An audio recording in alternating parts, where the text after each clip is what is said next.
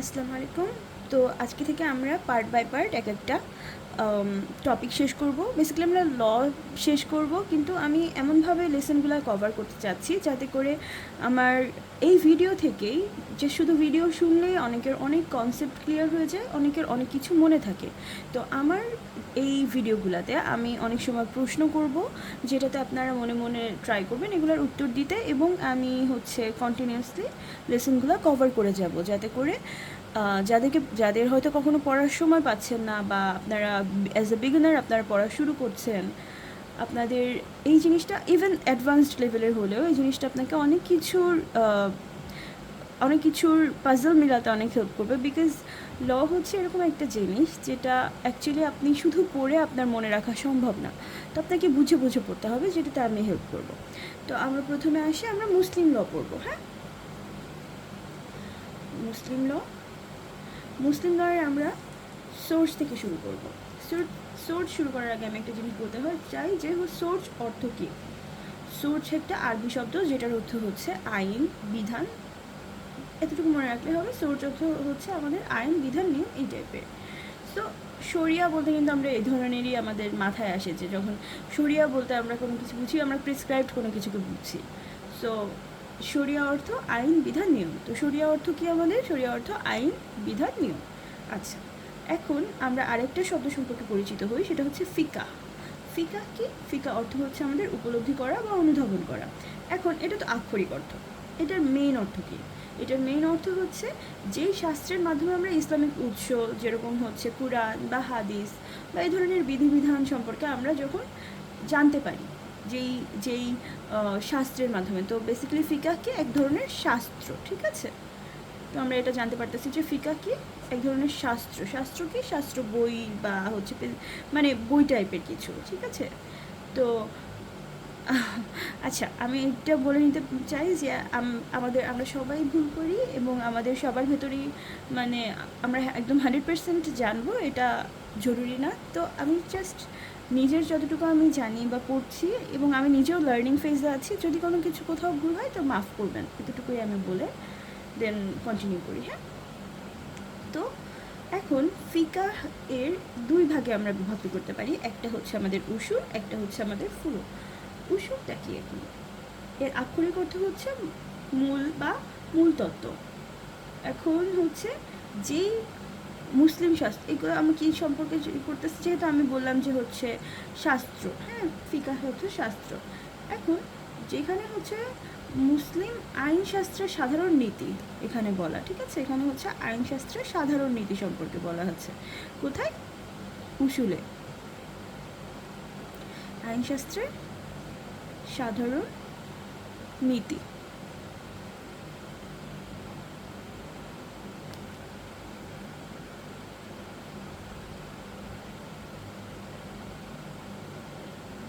So basically আমরা আইনশাস্ত্রের সাধারণ নীতি সম্পর্কে, কল আসছিল। তো আইনশাস্ত্রের সাধারণ নীতি বেসিক্যালি উসুল। আচ্ছা, ফুরু কি? ফুরু হচ্ছে আমাদের আইনের শাখা। এটা আমাদেরকে আইনের মূল শাস্ত্র, আমরা যেহেতু একটু আগে পড়লাম যেটা মূল বা মূল তত্ত্ব বোঝাচ্ছে। তো উসুল হচ্ছে আমাদের মূল তত্ত্বটা। বেসিক্যালি এই মূল তত্ত্বর মাধ্যমে আসতেছে হচ্ছে আইনশাস্ত্রের সাধারণ নীতি।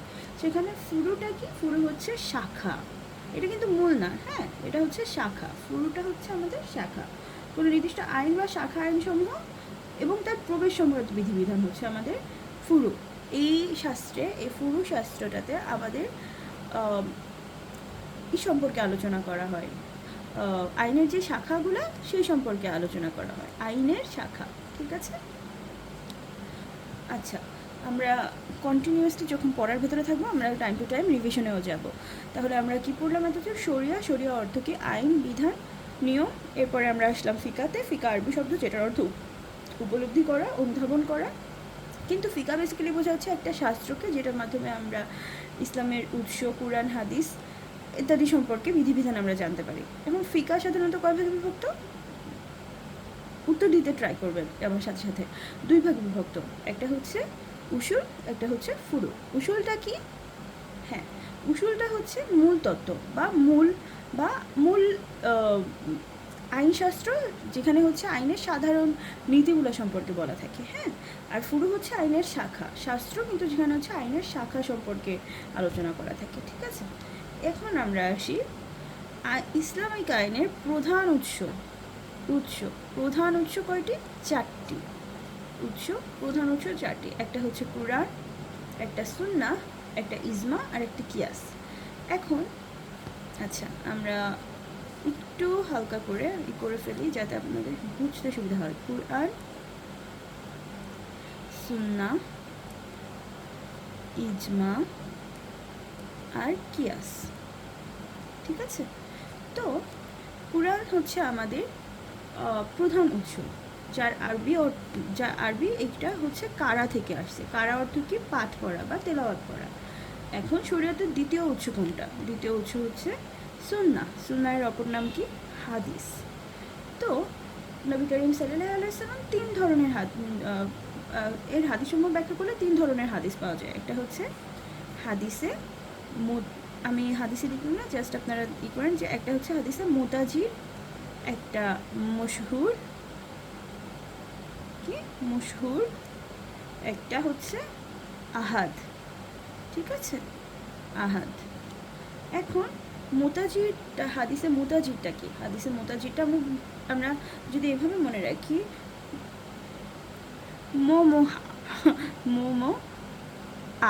মোমোয়া। আচ্ছা, যাই হোক, আপনারা আপনাদের সুবিধার্থে যেভাবে মনে রাখতে পারেন আপনারা মনে রাখবেন। আমি শুরুতে হচ্ছে মুতাজির আছে, মুতাজিরের হচ্ছে ধারাবাহিক, শুরুতে ধারাবাহিকেরটা কথা বলছে, এরপরে সুবিদিতটা কথা বলছে, এরপরে বিচ্ছিন্ন হাদিস। তো মুতাজির হচ্ছে আমাদের ধারাবাহিক হাদিস, একটা সুবিদিত হাদিস, আর হচ্ছে বিচ্ছিন্ন। লাস্টের আহাদ যেটা, সেটা বিচ্ছিন্ন। তাহলে যদি আমি প্রশ্ন করি যে মশহুর হাদিসে মশহুর এর অর্থ কী? সুবিদিত হাদিস। হাদিসে মুতাজিরের অর্থ কী? ধারাবাহিক হাদিস। হাদিসে আহাদের অর্থ হচ্ছে বিচ্ছিন্ন হাদিস। অনেকের নাম থাকে দেখবেন আহাদ, তো তাদের নামের অর্থ কিন্তু বিচ্ছিন্ন। তো এটা থেকে আমরা মনে রাখতে পারি। আচ্ছা, এরপরে আমরা যাব একটা ইম্পর্টেন্ট বিষয়। হাদিসের এই 3টাই একটু মনে রাখতে হবে, যে মুতাজির, মশহুর, আহাদ। হাদিস তাহলে কত প্রকার? 3 প্রকার। 3 প্রকারে কী কী? হাদিসে মুতাজির, হাদিসে মশহুর, হাদিসে আহাদ, ঠিক আছে। এরপরে আসি ইজমাতে। আমরা কিন্তু আস্তে আস্তে ইম্পর্টেন্টের দিকে ঢুকছি। ইজমা অর্থ কি? ইজমা অর্থ হচ্ছে একমত হওয়া। এখন এই একমত হওয়া বলতে কি বোঝাচ্ছে? বেসিক্যালি শরীয়তের কোনো বিষয়, যেরকম কুরআন, সুন্নাহ, যা সম্পর্কে কোনো সরাসরি বর্ণনা নাই, সেক্ষেত্রে মুসলিম উম্মাহর মুজতাহিদ বা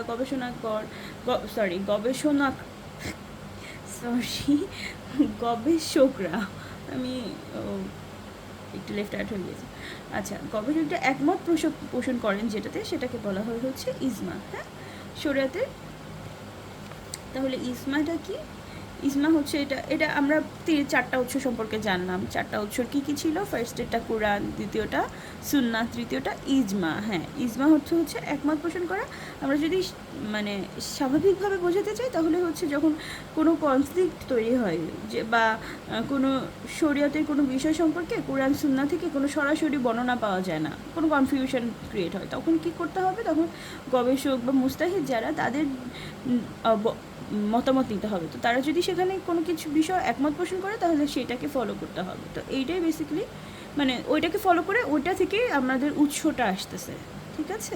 তো ওইটাই বেসিক্যালি আমাদের ইজমা। তো ইজমা হচ্ছে 3 প্রকার। আচ্ছা, ইজমা হচ্ছে আমাদের, ইজমাটা বেসিক্যালি এর প্রকারভেদটা এসেছে হচ্ছে 3টা থেকে। একটা হচ্ছে সাহাবিগণের ইজমা, একটা হচ্ছে মুস্তাহিদগণের ইজমা,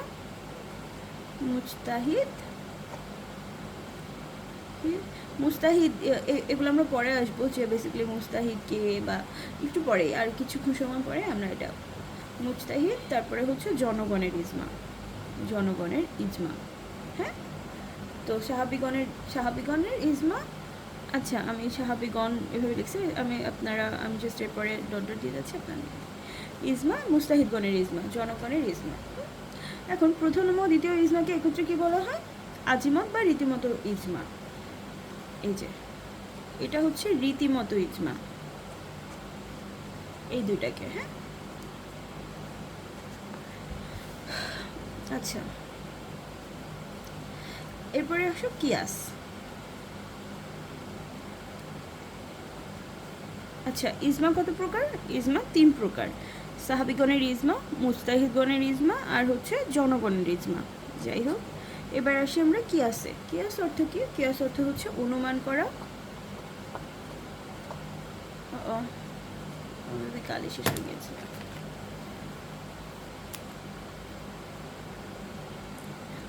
অনুমান করা বা হচ্ছে তুলনা করা। আমাদের ইজমা অর্থ কি ছিল? তুলনা করা। ইজমা অর্থ একমত হওয়া। কুরআন অর্থ কুরআন কারা থেকে এসেছে? পাঠ করা। আর সুন্নাহ, সুন্নাহ হচ্ছে হাদিস। হাদিস বেসিক্যালি সুন্নাহ। এখন সুন্নাহ কয় প্রকার? 3 প্রকার। কি কি ছিল? সুন্নাহ ছিল 3 প্রকার, যেটা হচ্ছে মুতাজির, মশহুর আর আহাদ। মুতাজিরটা কি? ধারাবাহিক হাদিস। মশহুরটা কি? সুবিদিত হাদিস। আর আহাদ হচ্ছে বিচ্ছিন্ন হাদিস। ঠিক আছে, তো এরপরে হচ্ছে তুলনা করা। হ্যাঁ, এখন কুরআন সুন্নাহ ইজমাতে কোনো সমস্যার যদি সুস্পষ্ট মীমাংসা না পাওয়া যায়, সেই ক্ষেত্রে ইমামগণ ও কুরআনের নীতিমালার আলোকে বিচার বুদ্ধি প্রয়োগ করে তা সমাধান করে। বিশেষজ্ঞ ইমামগণ কারা? বিশেষজ্ঞ ইমামগণ যারা, একটা হচ্ছে কিয়াস এছাড়া হচ্ছে 2 প্রকার। আচ্ছা, আমি কি কিয়াসটা একটু তার ফার্স্ট মেবি শেষ করেছি। তো কিয়াস বেসিক্যালি কি? কিয়াস হচ্ছে কুরআন সুন্নাহ বা ইজমাতে যেই সমস্যার কোনো সুস্পষ্ট বিধান পাওয়া যায় না, তখন বিশেষজ্ঞ ইমামগণ যখন কুরআন সুন্নাহর নীতিমালার আলোকে বিচার বুদ্ধি প্রয়োগ করে, তখন তা সমাধান করে। তা ইজমার কিয়াসের মধ্যে পার্থক্যটা কি আর দাঁড়াচ্ছে? যে যখন হচ্ছে কুরআন বা সুন্নাতে সরাসরি কোনো বিষয় বর্ণনা নেই, মুসলিম উম্মাহ বা গবেষকরা যখন একমত পোষণ করে, যে সবাই মিলে বসলো, দেন হচ্ছে চিন্তা করলো যে আচ্ছা ঠিক আছে, এটা এটা এরকম হতে পারে, তো তারা একমত হলো, তো সেটা হচ্ছে আমাদের ইজমা। কিন্তু যখন কোনো সুস্পষ্ট কোনো একটা সমস্যা রাইজ হয়েছে, কিন্তু তার কোনো সুস্পষ্ট মীমাংসা নেই, বিশেষজ্ঞ ইমামগণ কুরআন বা সুন্নাহর নীতিমালার আলোকে তখন হচ্ছে একটা বিচার বুদ্ধি, মানে তাদের বিচার বুদ্ধি প্রয়োগ করতো। এখানে বেসিক্যালি পার্থক্যটা কোথায় দাঁড়াচ্ছে?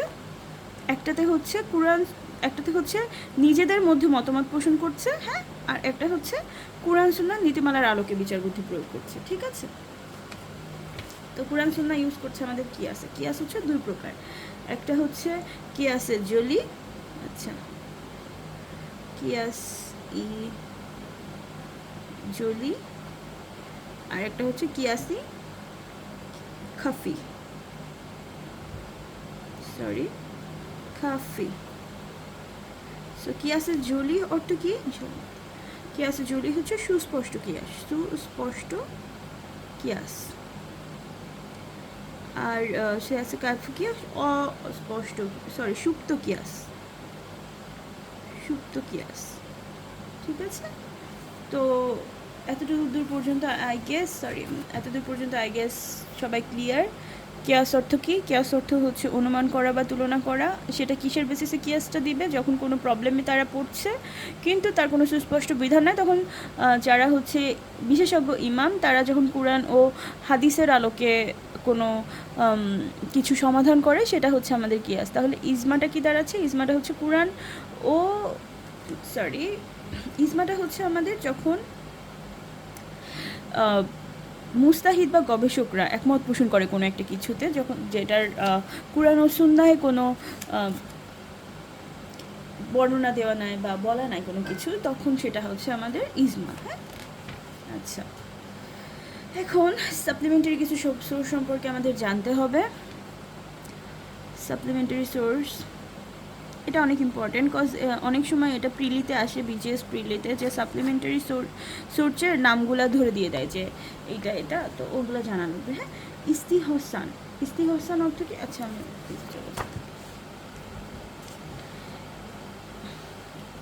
আমাকে 1 মিনিট সময় দিন।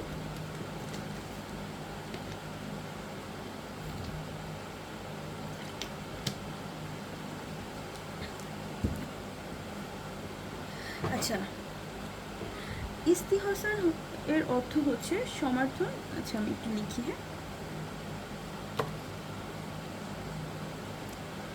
ইজতিহসান। আচ্ছা আমি আগে কয়েকটা নাম আমি আগে লিখে নিই। একটা হচ্ছে ইস্তিহসান সাপ্লিমেন্টারি সোর্স, একটা হচ্ছে ইস্তিসলা। আপনি দেখুন প্রথম তিনটার আগে ইজতি আছে, হ্যাঁ, সাপ্লিমেন্টারি সোর্স যেগুলো মানে আমাদের কোরআন, সুন্নাহ, ইজমা, কিয়াস এগুলোর বাহিরে যেগুলো। ইস্তিসলা, ইস্তিদলাল, এটাতে দেখুন ইজতি আছে, ইস্তিদলাল। তারপরে আমাদের আছে হচ্ছে ইজতিহাদ, এটাতেও আছে ইজতিহাদ। এটা কিন্তু সরি, এগুলো সব ইস্তি, আমি ভুল লিখেছি, আমাকে মাফ করবেন এটার জন্য। ইস্তি, হ্যাঁ, ইস্তি, স স ইস্তি। আর এটা হচ্ছে ইজতি, ইজতি হাদ। আচ্ছা ইস্তিহসান কি? ইস্তিহসানের অর্থ হচ্ছে সমর্থন বা অনুমোদন। আচ্ছা সমর্থন বা অনুমোদন কি? কোনো নির্দিষ্ট সমস্যার একাধিক সমাধান থাকলে তখন ইসলামের আইনজ্ঞগণ সর্বাধিক গ্রহণীয় যে সমাধান গ্রহণ করে তা হচ্ছে ইস্তিহসান। এখন দেখুন আমি একটু সহজ করে বুঝিয়ে দিই যে ধরুন একটা সমস্যার কয়েকটা সমাধান আছে, হ্যাঁ, এটা একটা সমাধান, এটা একটা সমাধান, এটা একটা সমাধান। এখন যখন ইসলামের আইনজ্ঞগণ, ঠিক আছে, যারা আইন সম্পর্কে, ইসলামের শরিয়া সম্পর্কে, আইন সম্পর্কে যারা জানেন, তারা যেই সমাধানটাকে সবচেয়ে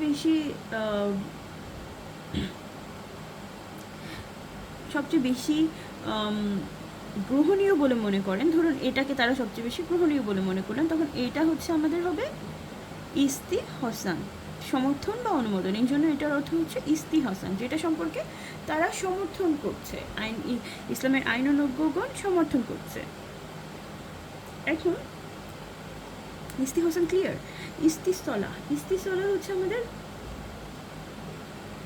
জনস্বার্থমূলক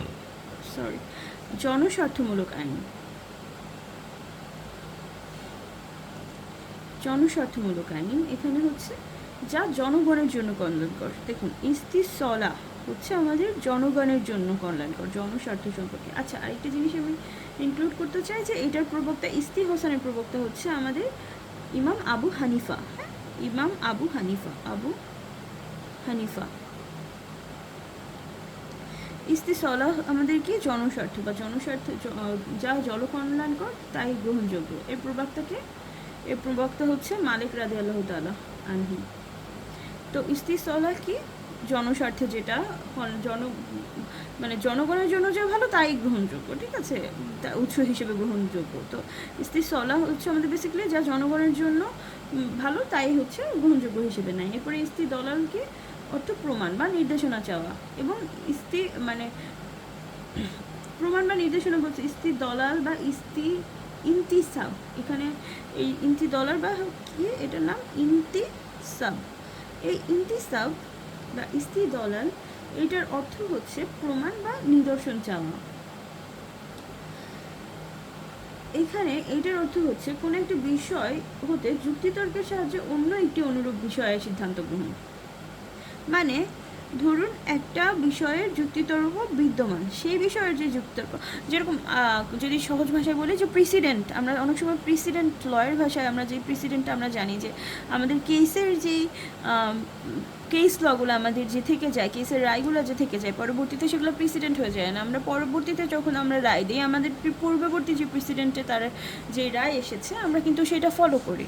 তো এই ইস্তিদলালকে যখন হচ্ছে একটা কোনো সমস্যার যেই সমাধানের যে যুক্তিতর্ক, সেই যুক্তিতর্ক দ্বারা অন্য একটা সমস্যার যখন আমরা সমাধান করি, সেটা হচ্ছে আমাদের ইস্তিদলাল বা ইন্তিসাব। তো এগুলো টার্মগুলো মনে রাখা অনেক জরুরি, যে ইজতিদলাল বা ইন্তিসাব। ওকে, ইজতিহাদ কি? ইজতিহাদ হচ্ছে সর্বাত্মক প্রচেষ্টা। যিনি ইজতিহাদ করেন তাকে কি বলা হয়? মুজতাহিদ। এই যে আমরা এসেছি মুজতাহিদ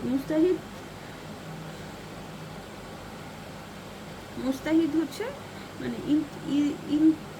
ইজতিহাদ হচ্ছে সর্বাত্মক প্রচেষ্টা, মানে হচ্ছে মানে কোনো জায়গায় আপনার সোর্স নাই, কোনো কিছুই নাই, কিন্তু ওইটা সমাধান করার জন্য যে সর্বাধিক প্রচেষ্টা করতেছে, সর্বাত্মক প্রচেষ্টা করতেছে, সেটাই হচ্ছে আমাদের ইজতিহাদ।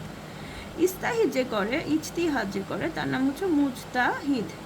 মুস্তাহিদ, এখন আবার কয়েক ভাগে মুস্তাহিদকে ভাগ করা যায়, যেরকম মুস্তাহিদুন ফিস সারাহ, মুস্তাহিদুন ফিল মাজহাব, মুস্তাহিদুন ফিল মাসাইল। এগুলো আপাতত না মনে রাখলেও হবে, এই জন্য আমি খুব ডিপ করছি না, আপনারা একটু সামনে আমার সাথে থাকুন, ধৈর্য সহকারে থাকুন। তাকলিদ অর্থ কি? অন্ধ অনুকরণ। যারা কোনো বিষয় জানে না, ধরুন আমি অজ্ঞ, আমি কোনো কিছু জানি না, বা আপনি যদি কোনো কিছু না জানেন, সেই ক্ষেত্রে আপনি হচ্ছে যারা জানে তাদেরকে ফলো করছেন বা তাদের নির্দেশ মেনে চলছেন, সেটাকে বলা হয় হচ্ছে তাকলিদ। তাকলিদ অর্থ কি? অন্যের নির্দেশ মেনে চলা। হ্যাঁ, যখন হচ্ছে কেউ কোনো বিষয় না জানে, তখন সে যে জানে তার নির্দেশনা ফলো করে, এটাকে বেসিক্যালি তাকলিদ বলে। তাকলিদের লিটারাল মিনিং হচ্ছে অন্ধ অনুকরণ। এখন আমরা যদি রিভিশনে চলে যাই এই সোর্সগুলো নিয়ে, তখন আমি যদি জিজ্ঞেস করি যে ইস্তিহসান মানে কি? ইস্তিহসান মানে হচ্ছে সমর্থন বা অনুমোদন। সমর্থন বা অনুমোদন কি সম্পর্কে? সমর্থন বা অনুমোদন খুবই সহজ ভাষায়, ধরুন একটা প্রবলেমের বেশ কয়েকটা সলিউশন আছে, যে সলিউশনটা আইন বিশেষজ্ঞ, আইনজ্ঞ যারা, আইন সম্পর্কে জানেন যারা, তারা সবচেয়ে বেশি যে এটাকে গ্রহণযোগ্য মনে করবেন, আমরা সেটাকে উৎস হিসেবে নিচ্ছি। এরপরে হচ্ছে ইস্তিসলাহ, যেটা হচ্ছে জনগণের জন্য কল্যাণকর, সেটাকে উৎস হিসেবে তারা, বা সেটাকে হচ্ছে তারা গ্রহণযোগ্য হিসেবে নিচ্ছে। এরপরে ইস্তিদলাল বা ইন্তিসাব হচ্ছে যখন কোনো একটা কিছুর সম্পর্কে যুক্তিতর্ক বিদ্যমান আছে, কোনো একটা প্রবলেম সম্পর্কে, সেই যুক্তিতর্কের বেসিসে আমরা অন্য একটা সেম টাইপের সিদ্ধান্ত নিচ্ছি। ইস্তিদলাল বা ইন্তিসাব, এখন এটা মনে রাখা লাগবে, ইস্তিদলালের সাথে কোনটা সামঞ্জস্য, ইন্তিসাব কোনটা অসামঞ্জস্য। সলাহ হচ্ছে জনস্বার্থে যেটা। হসান কি? ইস্তিহসান, এটা হচ্ছে সমর্থন বা অনুমোদন। ইজতিহাদ, এটা কিন্তু এই যে দেখুন মুস্তাহিদের সাথে ইস্তিহাদের একটা মিল আছে, কিন্তু মুস্তাহিদ যারা হচ্ছে ইস্তিহাদ করেন, মানে সর্বাত্মক চেষ্টা করেন একটা প্রবলেমের সলিউশন দেওয়ার জন্য, সেটা হচ্ছে ইস্তিহাদ। তাকলিদ যারা হচ্ছে অন্ধ অনুকরণ করেন। তো হয়তো এটা ভুল হওয়ার কথা না কারণ। এখন মুসলিম আইনে প্রধানত দুইটা মতবাদ আছে।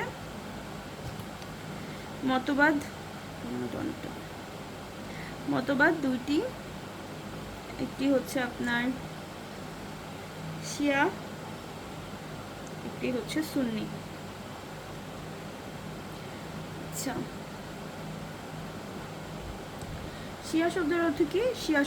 শিয়া হচ্ছে শব্দের অর্থ হচ্ছে অনুসারীগণ। অনুসারী কারা? শিয়ারা হচ্ছে অনুসারীগণ। এখন অনেকে বলবে যে অনুসারী শুধু শিয়ারাই কেন, সুন্নিরাও তো অনুসরণ করে। হ্যাঁ, অনুসরণ করে, কিন্তু শিয়ার শব্দের অর্থই হচ্ছে অনুসারীগণ।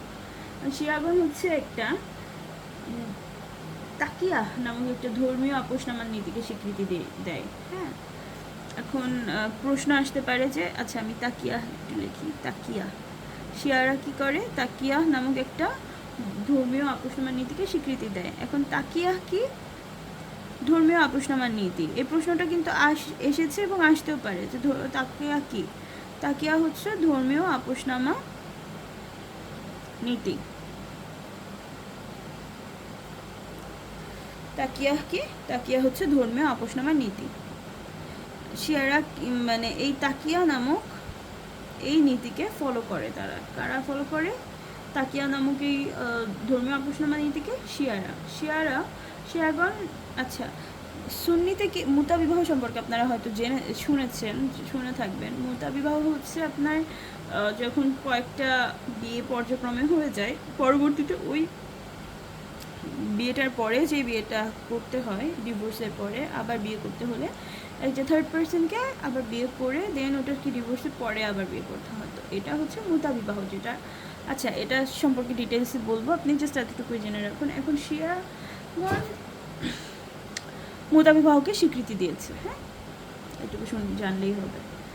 এখন আসুন ইসলামের সুন্নি আইনের 4টি মাযহাব সম্পর্কে আমরা পড়ি। এটা পড়ে আজকে ক্লাস ডান।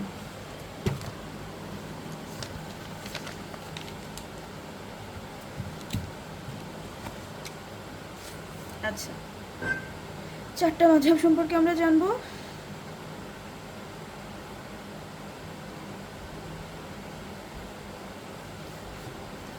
হানাফি, মালিকি, শাফি আর হাম্বলি।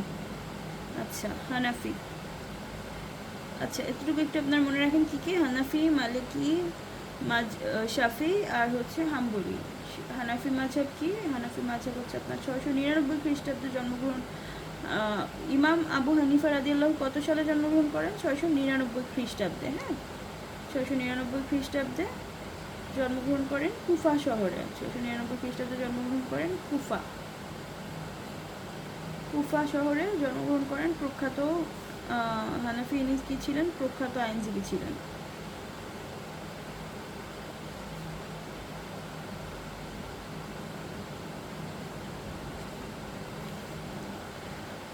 আচ্ছা, প্রখ্যাত আইনজীবী ছিলেন। মুসলিম বিশ্বের জাস্টিনিয়ান বলা হয় কাকে? মুসলিম বিশ্বের জাস্টিনিয়ান বলা হয় হচ্ছে হানাফি রাদিয়াল্লাহু তাআলা আনহুকে। তার শিক্ষাগুরু ছিলেন হচ্ছে জাফর আস সাদিক এবং অধ্যাপক হাম্মদ।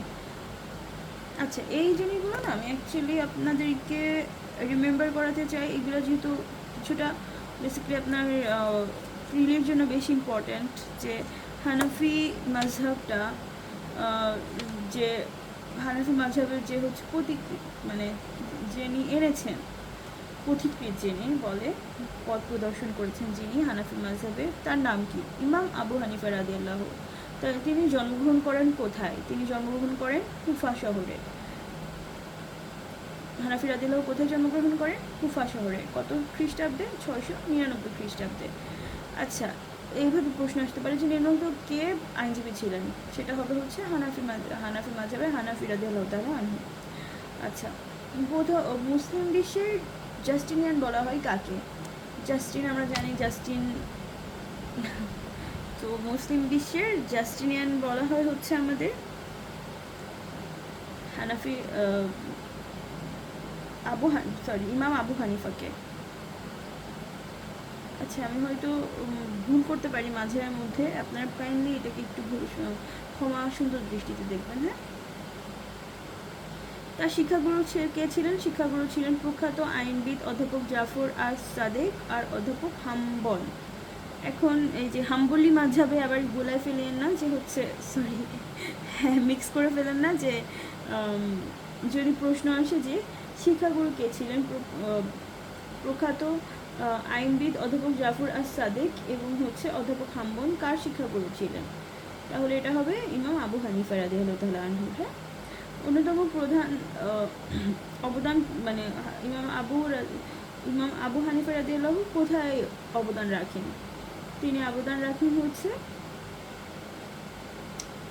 ইজতিহাদ নীতির প্রবর্তনে। আমরা একটু আগে ইজতিহাদ সম্পর্কে পড়ে এসেছি। ইজতিহাদ অর্থ কি?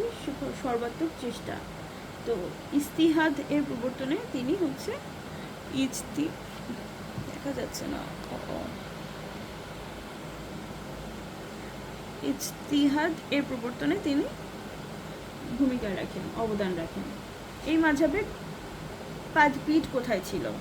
যে ইমাম আবু হানিফা রাদিয়াল্লাহু তাআলা আনহুর যে মাযহাবটা হানাফি মাযহাব, এটার পাদপীঠ ছিল হচ্ছে ইরাক।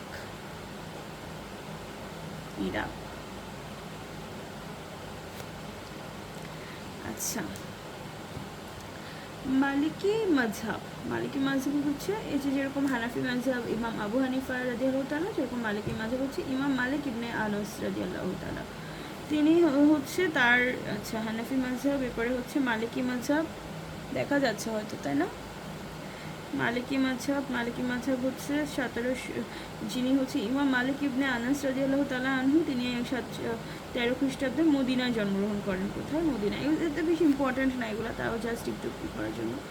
তিনি প্রখ্যাত হাদিসবেত্তা ও ন্যায়শাস্ত্রবিদ ছিল। হাদিসবেত্তা কে ছিলেন? ইমাম মালিক। তিনি ও ইস্তিহাদ নীতির প্রবক্তা ছিলেন। তো দুইজন ছিল বেসিক্যালি ইস্তিহাদ নীতির প্রবক্তা, একজন হচ্ছে হানাফি মাযহাবের ইমাম আবু হানিফা রাদিয়াল্লাহু তাআলা আনহু, আর একজন হচ্ছে ইমাম মালিক ইবনে আনাস রাদিয়াল্লাহু তাআলা আনহু। তার সংকলিত হাদিস গ্রন্থের নাম কী ছিল? তার সংকলিত হাদিস গ্রন্থের নাম ছিল আল মুয়াত্তা। এটা ইম্পর্টেন্ট যে তার সংকলিত হাদিস গ্রন্থের নাম কী ছিল? ইমাম মালিক ইবনে আনাস রাদিয়াল্লাহু এই হাদিস গ্রন্থের নাম কী ছিল? হাদিস গ্রন্থের নাম ছিল আমাদের আল মুয়াত্তা।